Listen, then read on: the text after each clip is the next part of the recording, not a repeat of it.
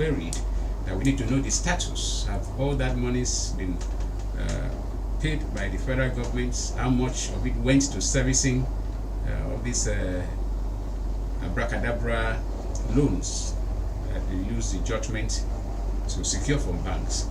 So those are some outstanding gray areas, but be that as it may, Pastor Moino told the world that he has cleared all bank debts owed by Akwa Ibom State and is servicing the debts that are outstanding. And then the budget itself, he has not borrowed money. You look at 2025 budget was 955 billion, the total budget. But at the end of the day, because of too much money that people will say that came in, we had a supplementary budget that was higher than even the full budget of other states. It was 700 something billion. We took the 2025 budget to 1.65 trillion. That was the first time we entered the trillion threshold in budgeting in Akwa Ibom State. Yeah. Then you fast forward that to 26 budget. The total amount was over 1 trillion. Over 1 trillion. Actually, the I want to give you the exact figure. We had 1 trillion 35 billion 133 million 774,150 naira. And the good thing too was that the recurrent expenditure was just 25%, while the capital expenditure, which is supposed to show what development we will have, was 75%. So the total budget that was presented was 1.39 trillion. That is to the House of Assembly.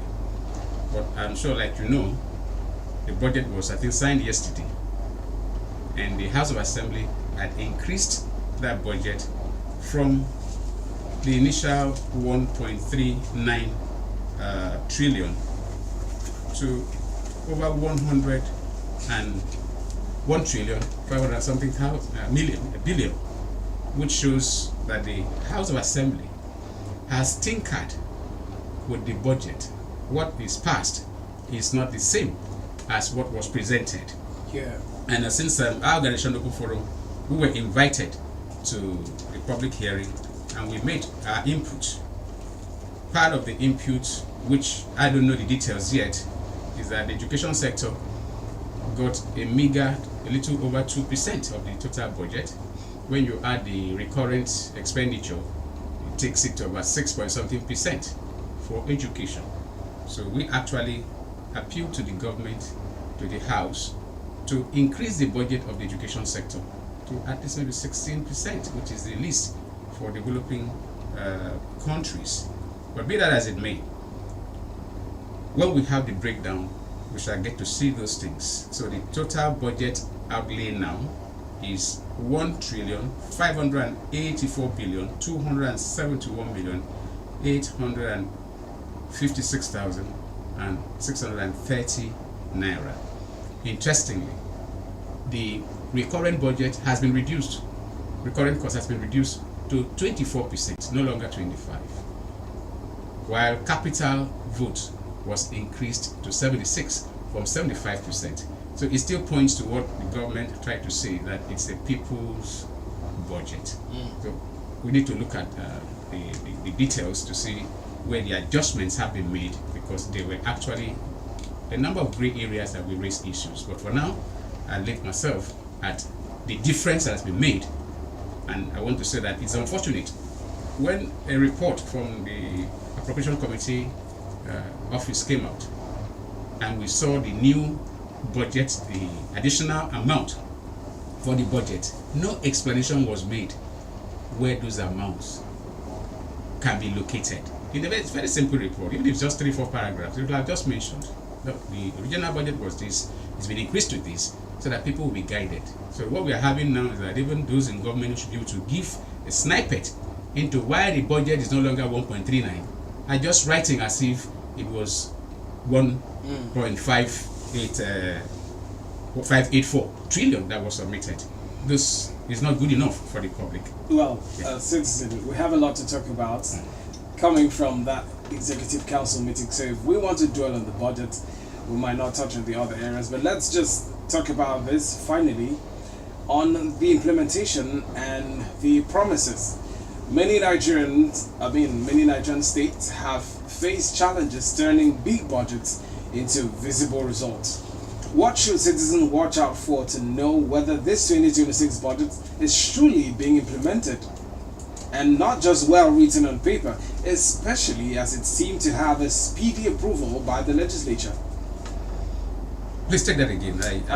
What should we look forward to know that this budget will be truly implemented and not just, well written on paper, presented 1.39, signed into law 1.584, and as it seemed to have a speedy approval by the legislature?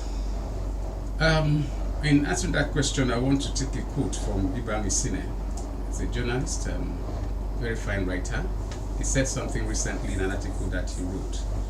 He said, "I believe leaders succeed or fail largely based on the quality of counsel they receive and the kind of feedback that comes from constructive followership." Why am I saying so? Yeah, you are talking about as propaganda. How much do you know about the budget? What are the breakdowns that will help you to track the performance of the budget? That was all the strong points that we made. Thank God we had opportunity to do oral presentation. And for those who were there, they can recall the reaction when I raised some of these issues. That first of all, as a stakeholder that we are recognized, we are given the budget document, and I was disturbed. Just 10 pages, no details, lump sums are put up.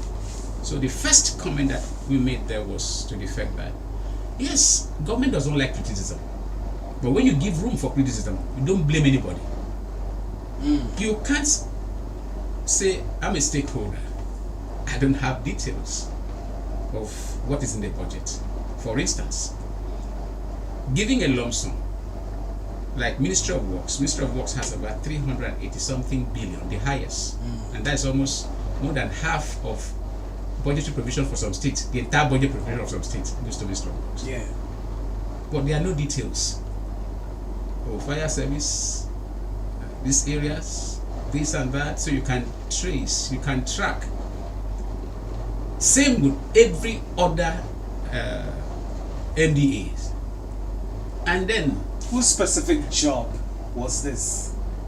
Legislature? Very good question. It's not legislature. They are the one who want to prepare the budgets. I mean, it's a Ministry of Economic Development and Finance. Yes. There are three people that matters there. You have the Budget Office, you have the Ministry of Budget and Economic Planning, then you have Ministry of Finance. They work on these budgets, present it to the EXCO. EXCO approves and sends it to the House of Assembly. But in the process of preparation, from what we see, from what we've been told, the civil society is supposed to be carried along. But I don't know any member of civil society that has been there while they were preparing the budget, because anyone that knows his onions will not accept that you don't give breakdown. And a typical breakdown I want to say here, which is very important, is like what is called recurrent. Recurrent involves salaries, overhead. There is no demarcation. You don't know how much will be used for salary. Neither do you know how much will be used for overhead cost. They just lump everything there together. So we've recommended that separate overhead from salaries, so that we will know how much. If we are spending too much on overhead cost, like most of the jamborees we've been seeing, these are not capital expenditure. They are under recurrent. And you'll be surprised if one really looks at it. The overhead cost is slightly more than the entire salaries that I used to pay for the services we are supposed to get. Now, you now go to the capital. You can't have a project without a cost. It gives room for masquerade. And there's no way you believe that certain citizens who are well informed will not ask questions. So we raised that, and I don't want to go into details. The speaker took note of that and other things that we said, and asked the commissioners to respond to our input. Let me leave their response, because it's work in progress, because we cannot allow government to be exposed to undue criticism, and that is what is been playing out and will continue to play out, because the figures that are coming out may not still be public. What if there's undue criticism you talk about? Osilo will come in just in a second. Is actually due to government's inactions. Yes, because you can't. I mean, recently the government has been trying to downplay criticisms, admonishing citizens to maintain peace, criticize constructively. Yes. That if you see something and say something in a good way, that government might listen. But then on the other hand, they turn around and do different from what they expect from the citizens. I mean, we hear of projects, we don't hear of the exact costs. Yeah. That's why you need to understand what is government. Government is not partisan politics. Anybody can emerge from anywhere, or can even become a sole administrator. You come in. Once you come in, that is governance. And when it has to do with governance, everybody is a stakeholder. So we've not been able to separate politics from governance. That's one of our greatest challenge, because no leader should talk down at a citizen who wants to know how much you are spending, because the money belongs to citizens. No matter how you want to feel, emotions has no bearing here. Otherwise, like local parlance, you receive water. Why? There are certain civil society groups, media houses, whose primary responsibility is following the money. Yeah, they follow the money. It's not every civil society that does that.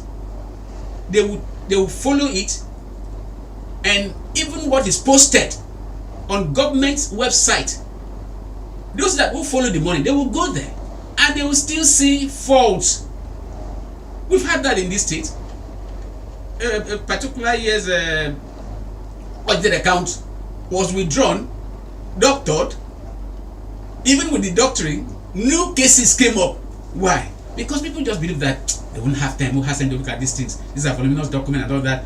But there are people that follow those things, though. So, government needs to realize that once you leave your political party or you are sent as an appointee, you are now working for the people, including that truck pusher, those scavengers.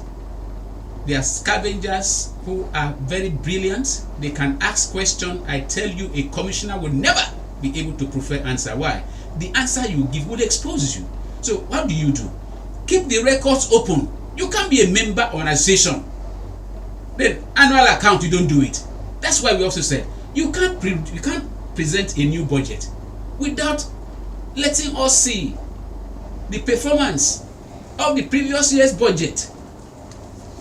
But what we normally have from the briefing by the Commissioner for Economic Development, yes, in 2025, this was estimated where the budget has done 60, 70, 27 or whatever performance, and this was the income, this was the expenditure, and that is it. No, it's got to be more detailed than that, because there's no way you can gain the trust of citizens if you cannot account for their resources. They will see it on you. Money is like pain, it has no brain. There are people who used to hear that, people used to have a saying, find a very rich person, but because he doesn't want to be known to be rich, he lives like a pauper.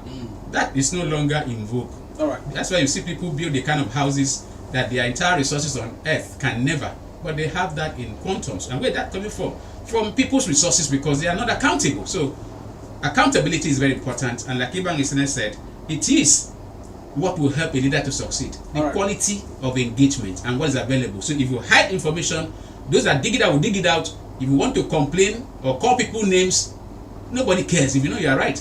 Let's go. Yeah. Citizen. Accountability, money. But let's leave the budget for now. Treasury single account policy. Yeah.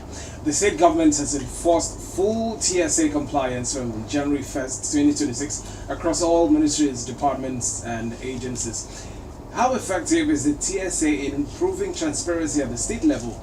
And what do you think will be the common challenges that could arise during this early stage of implementation? Well, for the TSA, His Excellency in his New Year speech gave insight that was coming up. And it is something that is supposed to have been done long before now. Before that is to have even done, like we've been saying, there has been grave errors here and there. The management of finances and projects in the state has left sore taste in the mouth of those that know. That is why, with all the investment in industries, all the investments of the state, our IGR is one of the lowest. In fact, we are struggling with Cross River. You look at how much we receive. A state that receives in trillions cannot be doing the same IGR with Cross River State that's receiving just a few billions, or Abia State, or Enugu State. I saw the budget of Enugu State. They listed where revenues will come. Do you know how much they put for IGR? Enugu State. What do they really have in Enugu State, for God's sake? Over 800 billion. IGR. Lagos State does 1.something trillion in IGR. They will soon hit maybe 2 trillion. So, annually. But in 2023-2024, we made 43 billion. It was like, oh, awesome. And within that period, our flamboyant lifestyle can never be sustained without federal allocation, particularly from 13%. So if there's any glitch in revenue from FAC, we are in trouble. We'll be worse than Zamfara. Zamfara is even maybe doing better. So the challenge is the IGR the government needs to follow the money. So what Pastor Bueno has done is what civil society has been doing, trying to follow government to see how you spend our money and where the money is at and all of that. So government is not interested. You've heard that there's a place called Dakada Global Oil Palm. It's owned by the Enquiry state government. But the last report we got from investigative reporters was that no kobo. They are harvesting palm fruits, I think, twice a month or thereabout. It is army that is protecting the farm. No revenue has left there to the state coffers. You heard when we raised issues about the Bompar, where the former MD raised it on the floor of the House of Assembly during public hearing. The federal government gave Bompar $80 million. The money has never dropped until that day. But he was hoping that maybe by the time he goes back, he will see it. Nobody has spoken about that. $80 million is over 30 or close to 30 billion naira. Nobody talks about that. Okay, the transport sector. Are you aware of how much the transport sector generates in Lagos State? Not just for the Agboros, but what government is making. Can we get a report of how much the transport sector has been generating? Why? You see these people that are doing menial things, keke riders, bike riders, market women, they pay taxes every day. They buy tickets every day. Have you ever imagined that? By the time you put all those figures together, you will know that a couple of millions are generated every day, maybe billions in months. But does that reflect? It is a revolution that Pastor Moino has brought in. The same revolution brought an end to consultants paying salaries in Akwa Ibom State. Are you aware that consultant was paying salaries in Akwa Ibom State? Salary consultant. As if civil servants could not provide services to pay salaries. Consultant. You need to find out from insiders how many hundreds of millions went in for consultancy monthly until this administration and a commissioner who knows his onions maybe made a proposal and the governor saw it. Yeah, we can do it cheaper and all of that, and that has ended. So at the end of the day, like what we've been projecting, also looking at the oil sector, which we said it on this program when I hosted Mr. James Essien, there's nothing in Akwa Ibom that shows that we are an oil-producing state except 18% derivation. Why? Most of the oil workers pay their taxes outside the state because the offices where they are recruited is either in Port Harcourt or Lagos. We demanded the Akwa Ibom State government to be interested to know the number of oil and gas companies working in Akwa Ibom State, their staff strength, how many of our people are employed, where do these people even pay their taxes to while operating in the state? And guess what? His Excellency did it. We've commended him and keep on commending him. Set up Labour and Industrial Committee, and the House of Assembly, I think early or late November, early December, invited companies to come with their nominal role. Let us see how many people are there. Where they pay taxes to, and corporate social responsibility. That alone will raise our IGR from the current meager rate to nothing less than 50 to maybe 100% increase. I think last year we did something maybe close to 70 something billion or thereabout. It's still low. Why? River State makes 28 to 30 billion under Fubara. As soon as he entered, because earlier they used to return 12 billion. But when he came in, it's maybe one of the problems that's causing giving them sleepless night there, because he knew what was happening. All right, IGR there is 20 something billion every month. You know what that means? Akwa Ibom should be in that category, and that this very TSA is going to give us the lift that we need to improve our IGR. Okay, let's talk about economic diversification and tourism. Now, it's one of those sectors that the government has been talking about recently, and tourism is being highlighted as a key sector for diversification, especially after events like the just concluded Christmas Unplugged. Do you think tourism can realistically become a major revenue earner for the state, or is it still more of a branding exercise than an economic strategy? Your question is amazing. I'm going to be frank with you. You know, the Arise agenda, they say the A is agriculture, and a lot of people hype it, they say agricultural revolution. We have said there's no agricultural revolution in the Akwa Ibom State. When you go to the budget, you see where the money is going. You know where the priorities are. So is not, there's no revolution there. The revolution, one, in the tourism sector and road construction. Imagine a whopping 380 something billion for Ministry of Works and Fire Service. I remember the Akwa Ibom Labour Chairman, NSH Sonny James, raised alarm on the floor during the public hearing. He said, please, everybody, we need to follow this money in Ministry of Works. I can't imagine this kind of money in one ministry. Like Ministry of Health, where there is a state of emergency declared. 128 to 130 something billion. Marvelous. You go to education, 31 billion. How much in agriculture? I have the figures here.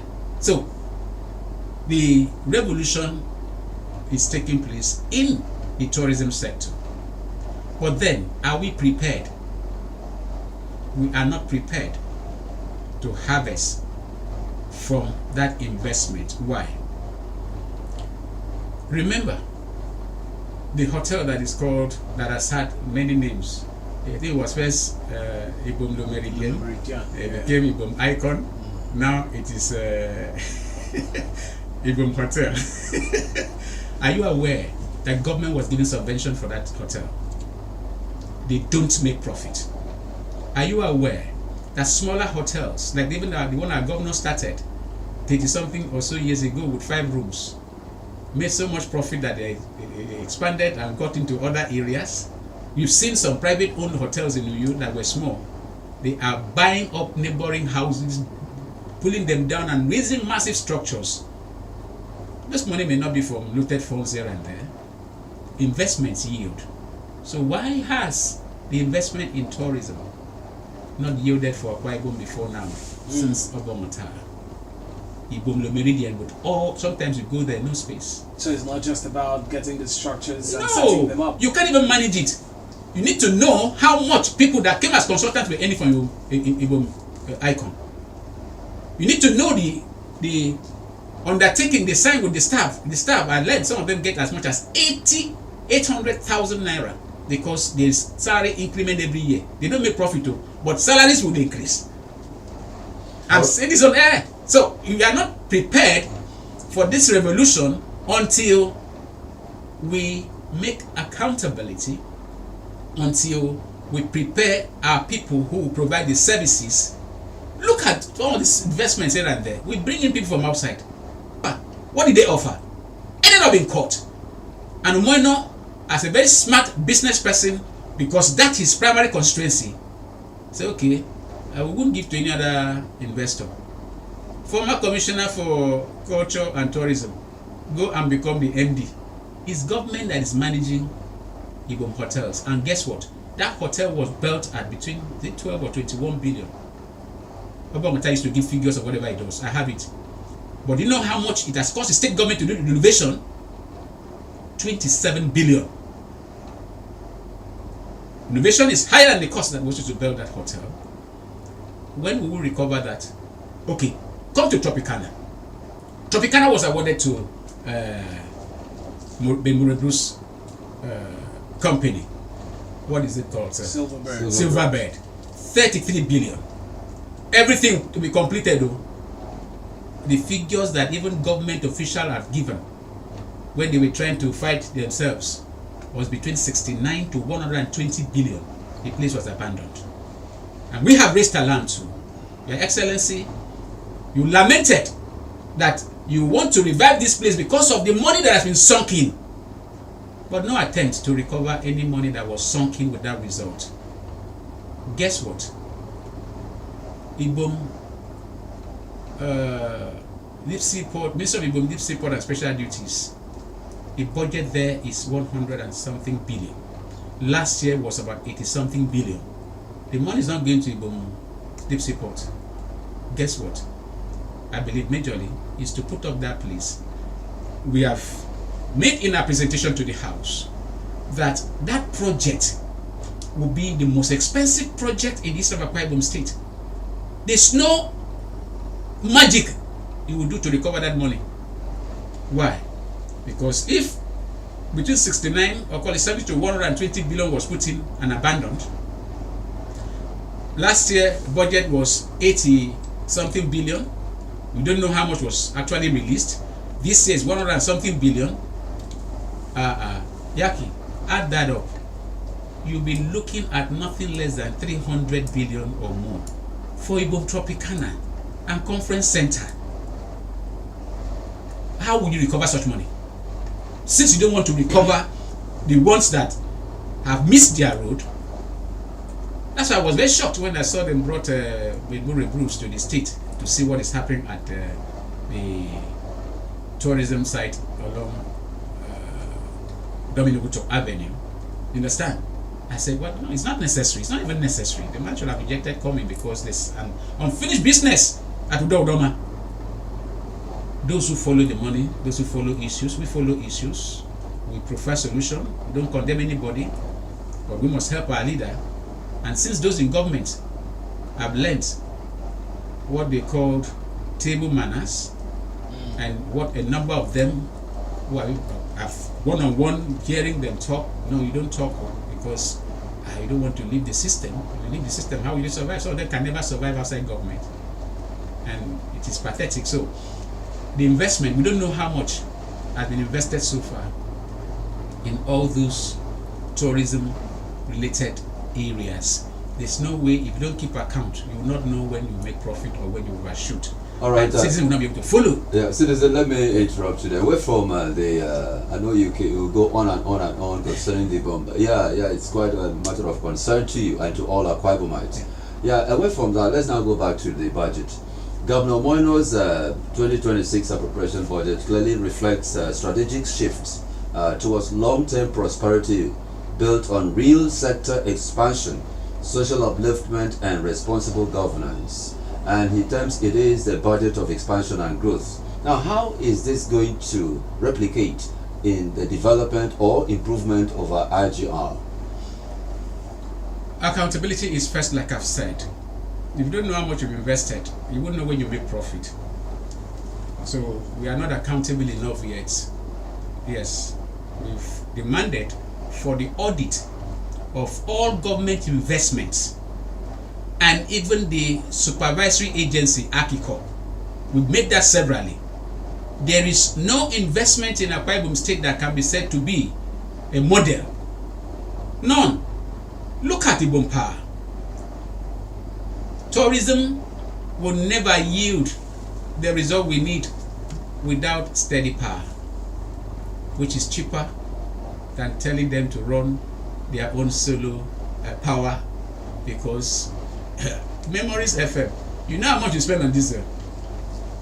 Anybody who knows that any industry that needs power, constant power supply, can never survive if it has to provide its own power, should know that we have sort of put the cart before the horse. That's why when I brought in Professor Akwanepo here 3 weeks ago, he said there's no basis, there's no reason why Igbo Power cannot give Akwa Ibom State 24-hour power supply. Abba said so about 2 months ago. And we have done extensive work there to know that there's something fundamentally wrong, and maybe some persons are determined not to allow the thing work so that maybe it could be sold, and it will be sold as a scrap. So it is impossible to feel you'll be able to make profit, improve IGR, if you have not put the enabling environment. Number one is power. Number two is the manpower. We outsource too many things.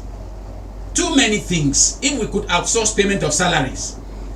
Citizen, let's let the listener join the discussion this morning. You're listening to Melting Point on Memories 96.5 FM. This Tuesday morning. It's about 17 minutes before we wrap things up here. You can be part of the discussion by calling 0803 085 7755 0809 066 6909.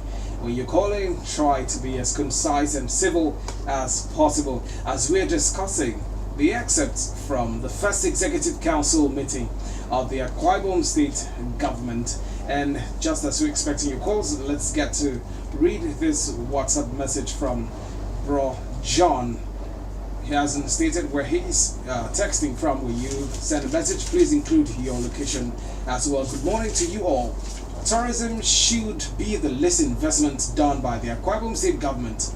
Important areas that need to be looked into are science park, seaport, industries, and ensure employment opportunities are felt by the people, the grassroots. Thank you, Mr. John, for sending that message in. 0803 085 7755 0809 066 6909. Citizen, let's talk about something important: governance and inter-arm cooperation. The governor praised cooperation between the executive, the legislature, and the judiciary. Is strong cooperation among the arms of government always supposed to be positive? Or can it sometimes weaken checks and balances in a democracy? First, we are not running a democracy. We are running a civil rule. And politics has taken center stage. I've said so before. Governance is not even understood by a number of people who are in government. They have not been able to separate that. So everything is about party loyalty, and a number of persons go to whatever office they get into because they were handpicked. And once that is done, that's no longer democracy. It's the people that decide what they want, and checks and balances can never take place where you have party loyalty. That's what I've said before. A typical loyal party person can be a terrorist because he will do anything possible to protect his interests because his life depends on it. In fact, that's all he has brought to the table. He can deliver. You want to oppose his leader, he will become a suicide bomber by word of mouth or propaganda. A number of people recruit media aides, some of them not really professionals, some professionals. That's why you find so many media practitioners being given appointments to silence them. So the fact that we don't need to separate politics from governance is a hindrance. But then, that's why we have citizens. That's why civil society is still there. And thank God for Akwa Ibom State House of Assembly. They invite civil society groups. In as much they don't normally give time. We have made that representation a couple of times. When you go, you give 2 minutes, as if you are giving goodwill message. You want to do something. I said so on the during the public hearing. Please, we go on workshops and seminars and spend 3 days. Why can't we spend at least 5 hours to do budget review? And during the budget defense itself, I'm advocating that civil society, who are invited to come and share their views on the budget paper given, should be part of those to review the budget defense by MDAs. That is where you will be able to have checks and balances. So it is not visible that we'll get the best out of the current trajectory. Is not a peculiar to Akwa Ibom State. It's a national thing, and you know that this is a very rare period. We've never had this kind of period. So if you do not have people that does the checks and balances, the legislature is not supposed to be an opposing camp. Yeah, there should be unity, but that unity should have a level of checks. That is why you have not seen the checks and balances being done. I'll give you an instance. When Mayor Netogodo dropped a bombshell at the public hearing in 2024 about the $80 million that is missing in transit, about the fact that ever since he was appointed in 2016, he mentioned the date, almost the time, he was never given 1 naira as subvention for Ibom Power, but he was able to generate over 2.4 billion with the state covers, was able to reduce the number of 33 cases in court to 7, and we never knew that Akwa Ibom State had a court case in London, which they spent hundreds of thousands of dollars to bring back to Cairo. The speaker screamed because he first complained. Yes, we make appropriation for you every year. We didn't. It was Right Honorable our man for me too. Kufra Basidi then, that represented the speaker. He first challenged the MD of the government. Said, look, ever since I came to the House of Assembly, I have not seen any profit from Ibom Power. We keep appropriating money for you people. By the time the man spoke, I didn't have to say, well, we only appropriate money, we don't release. But how could people have taken loans without their knowledge? You are going to, he set up a pro panel, nothing has been heard. The missing money, nothing has been spoken about. Without there are various members, all the members supervise NDAs, all the MDAs. But do we get the result? If we have gotten the result, the industries have become moribund. Industries have become waste. We don't even know what the share of the state government is in some of these industries. Would not no checks and balances as it should, because you'll be expected to be politically correct. Otherwise, you'll be seen as attacking government, which is one of the worst things to happen. That's why certain persons are blacklisted for maybe asking critical questions or even making contributions that shows as if and all such things. Alright, dear listener, you're on to the melting point on Memories 96.5 FM. You can be part of this conversation by dialing not 0803 085 7755. That is 0803 085 7755. The other number 0809 066 6909 is our WhatsApp number. You can as well drop your messages there for us on the program The Melting Point. And we've got in the house Citizen NKO, and is there to assist in unpacking some of the issues that we have concerning the budget that's been presented recently. Citizen, well, most budgets fail, however, because they don't reflect real spending, changing expenses or unexpected costs, as well as adjusting for flexibility and accuracy. Sometimes makes a significant difference. But the real thing is, not tracking expenses is one of the most common issues. And how do we hope to track the expenses that we are budgeting for this year? 1, 2. Certainly, we're expecting to have a supplementary budget, and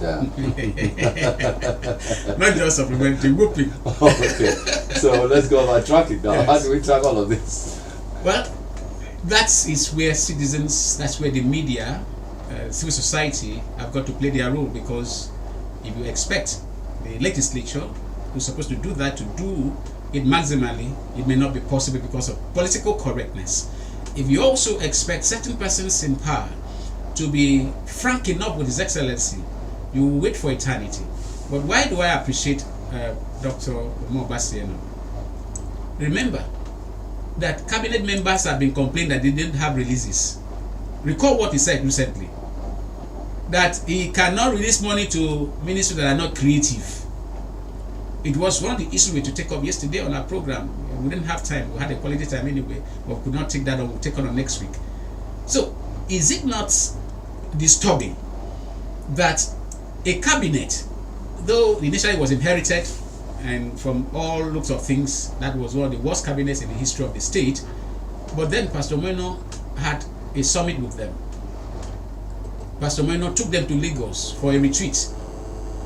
He does monthly peer reviews, but the same crop of commissioners and aides are unable to deliver. Since it looks like we have our first call, let's hear this Okay. call. Yes, good morning, you're live. Welcome to the program. Bob, you might have to speak louder, we can barely hear you. Okay. Hello? Okay, call us back if you can. 0803 085 7755 0829 06669. Oh, now we have barely 3 minutes as we're getting set to round off this morning. Hello, good morning. Hello, good morning to you all. Yes, welcome to the program. Your name and your location. Yeah, my name is Owen Adimon, the president of Private Transport Operators Alright, in go ahead. Nigeria. Quickly. I'm very glad that the government is doing what it's doing. But I want the committee that is set up to look into this matter to be very, very comprehensive. Comprehensive in the sense that all parties must be brought into that committee to avoid, setting up taxes that will clash with the laws. In the Constitution you have so many laws that, for example, in transport sector, you have laws that stipulate certain taxes that transporters need to pay. And so if you come up with something that is not in line with those laws, there will be clashes. What the man in the discussion is saying is very, very true. So much money is generated in the transport sector, but where are the money going to? So I want, and the simple part of it is that we will pay this money and people will still be disturbing us. So you want a system whereby once you pay, acquirers are not afraid to pay tax, but they want to pay to the right source where they will not be disturbed. Alright, then. So to me, hello? Yes, a round off. Okay, so what I'm trying to say is this. Bring in all the stakeholders. Let us sit on a round table. I said there's a set of a committee that has about 2 commissioners or 3 or 4 key people there. Bring us in. Alright, then. Let everybody come in and then give their own view. Thank you. Darren. Thank you for calling. Citizen, Yes. I mean, we're out of time, but this last particular issue, political season and governance focus. The governor described 2026 as both a governance year and the start of the political season. How can the government balance political activities with effective service delivery, especially as elections are drawing closer? It's not just about the season, it's about a new wave of consciousness. Politics started right from the first year. And Pastor Moeno screamed. I hope people keep records. I remember he said that the pressure on him is too much, that one good term is better than a useless second term, that he wants to deliver. But over time, the political gladiators overwhelm the system because a number of people have no work to do. They have no contribution to make than talking about endorsements, and this is where we are now. So it's not going to be something new. The challenge that we have as a people, which I want to advocate, is that please allow people who are in government to deliver on the mandate of their offices. Appoint those who are professional politicians to hold some of these party political positions so that appointees can deliver. You discover that virtually all the commissioners, the SAG, the commissioner, are